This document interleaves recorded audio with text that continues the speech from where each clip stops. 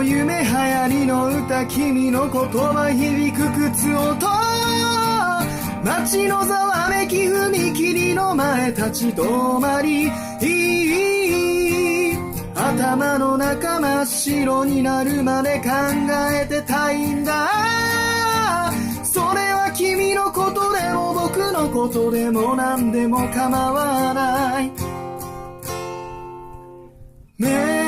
の前をいつの間にか通り過ぎていた8月の風を感じながら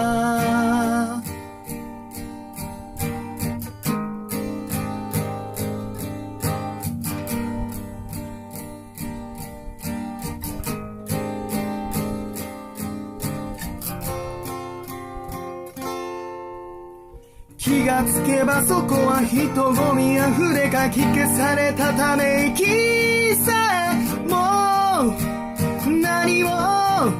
届かない何がなんだかもうさっぱりだ声を聞かせておくれ一体なんだって言うんだ何か言っておくれ交差する電車もスピードで目の前を加速する一瞬僕から音が遠ざかる気がつくと踏切の前同じ場所にいる僕がいた何も変わらな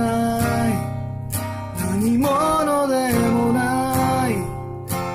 僕がここにいただけ